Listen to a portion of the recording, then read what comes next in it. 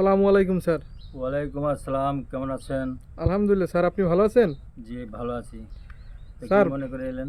Sir আমরা ফেসবুকে আপনার বিভিন্ন সাইকেল চালানো, ভ্রমণ, বিভিন্ন জায়গায় আপনার বিভিন্ন জায়গায় পৌঁছানো, এগুলো দেখে আপনার কাছে আমরা বরগুনা জেলা থেকে ছুটে এসেছি। এ বিষয়ে আপনার কাছে আমরা কিছু জানতে চাই। আচ্ছা, ঠিক আছে, ধন্যবাদ। আপনাকে একটু বলুন। সাইকেল চালিয়ে যে বাংলাদেশ ভ্রমণ করবেন, এই চিন্তা কখন কিভাবে আপনার মধ্যে হলো, এ ব্যাপারে কিছু বলেন। আলহামদুলিল্লাহ, আল্লাহর নাম নিয়ে শুরু করছি। আমি 1978 সালে যখন 5-এ পড়ি, জি। তখন ইতিহাস ঐতিহ্যের মাধ্যমে জানতে পারলাম কোথায় কী জন্য বিখ্যাত। এবং আমার আব্বা একজন সরকারি চাকরিজীবী বিধায় সে বিভিন্ন স্থানে বদলি হয়। বদলি হওয়ার কারণেই আমি জানছি যে কোথায় কী আছে, একটু খোঁজার ইচ্ছা। তো সেটা যখন এই বড় হইলাম 1992 সালে বেশি চিন্তা জাগলো যে বাংলাদেশ ঘুরবো, তো কীভাবে ঘুরবো? তো সাইকেলটাই সাধারণ বাহন হবে, এটা খরচও কম, তাই এটা নিয়ে ঘুরতেছি। এখন ঘোরার শুরুতে আমার এক টিএনও স্যার ছিল এবং কিছু সাংবাদিক ভাইরা ছিল। 1992 সালে টিএন অফিস থেকে কলাপাড়া উপজেলা আমার বাড়ি। সেখান থেকে আমি যাত্রা শুরু করলাম, একে একে একে একে ভ্রমণ। এর মাথায় চিন্তা ভাবনা আসলো যে কিভাবে ঘুরবো, কিভাবে কখন ঘুরবো, কোথায় ঘুরবো, এই চিন্তা জাগছে আর কি। জি স্যার, কোথা থেকে শুরু এবং কোথা থেকে সাইকেল ভ্রমণ আপনি শেষ করলেন?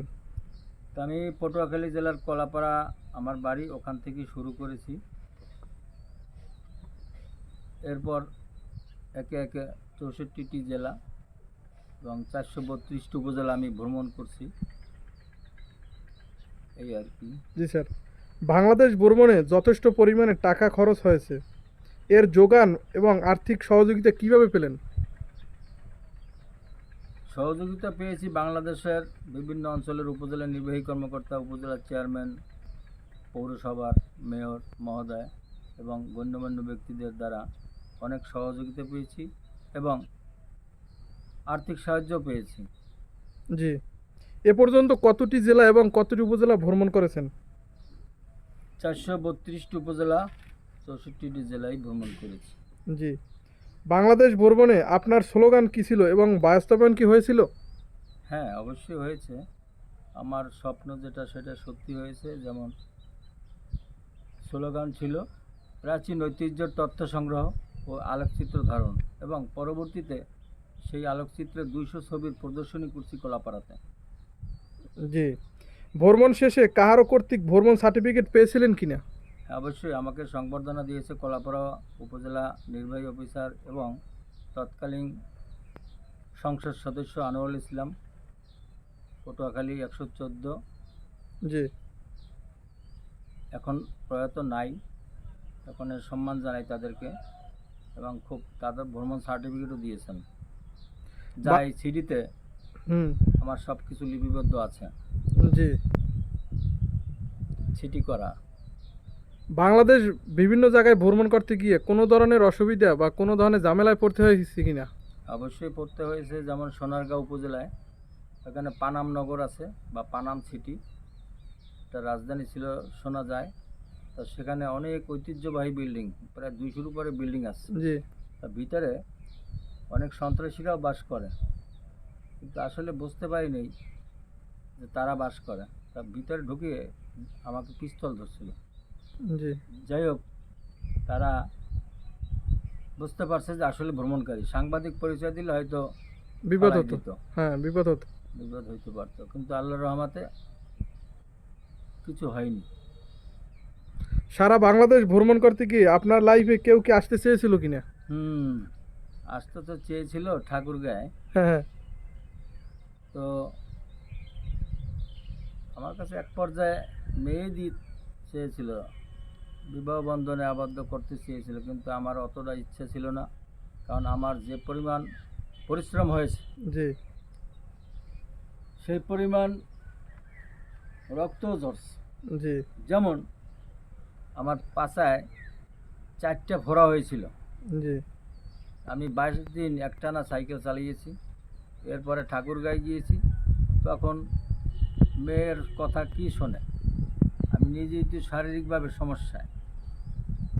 এখন আমি এটা চাচ্ছি না যে ওইখানে আমার বাড়ি পটুয়াখালী থেকে কলাপাড়া ওই দূর থেকে ঠাকুরগাঁয় গিয়ে বিয়ে শাদি করি, জি এই ইচ্ছা আমার হয় নাই। আর বর্তমানে আমি বিবাহ করছি ধানখালি আমার ইউনিয়ন, সেখানে আমার শ্বশুরবাড়ি, আমার একটা ছেলে, বউ একজনই আছে, কোনো অন্য চিন্তা ভাবনা নাই। যাই হোক, আমি সকলের শুভ কামনা করি, আমার জন্য সবাই দোয়া করবেন যাতে আমি সুস্থ শরীর নিয়ে দীর্ঘস্থায়ীভাবে থাকতে পারি, দীর্ঘ জীবনযাপন করতে পারি। আমার রানিং বয়স এখন বর্তমানে 61 চলে। 1992 সালে বয়স ছিল 28 বছর, বর্তমানে 2025 এসে 61-তে দাঁড়াইছে। স্যার, ধন্যবাদ পরিশেষে সব- আমার আরেকটা প্রশ্ন স্যার, এই যে বাংলাদেশের স্যার বিভিন্ন জায়গায় আপনি ঘুরেছেন, বিভিন্ন মানুষের সাথে ওঠা বসা হয়েছে, এখন তো যুবকরা স্যার ঘুরতেই চায় না, মানে নিজেকে জানতেই চায় না, বাংলাদেশ সম্পর্কে জানতে চায় না। তারা এখন মোবাইলে আসক্ত, বিভিন্ন মাদকে আসক্ত। এদের ব্যাপারে যদি আপনি কিছু বলতেন স্যার। আমি চাই একদিক দিয়ে যেমন ভ্রমণ পছন্দ করতে হবে, শারীরিকভাবেও সুস্থ থাকবে জি এবং ইনকামও বেড়ে যাবে। কারণ তাদের মন যদি থাকে ভ্রমণে, তাদের চিন্তা ভাবনা থাকবে, কারণ টাকা ইনকাম না থাকলে তো ভ্রমণ হবে না, না আবার মন থাকলেও হবে। আর শারীরিকভাবে তারা যদি নেশাগ্রস্ত হয়, ফেসবুক দেখে কন্টিনিউ, ফ্রি ফায়ার খেলে, তাহলে সমাজ এমনি ধ্বংসের পথে। তা থেকে যদি সাইকেল চালিয়ে বাংলাদেশ ভ্রমণ করে, মনটা ফ্রেশ থাকবে, কম খরচে অধিক জায়গা নিয়ে ঘুরবে, মনও ভালো থাকবে। জি তো ধন্যবাদ। ধন্যবাদ স্যার আপনাকেও। আসসালামু আলাইকুম।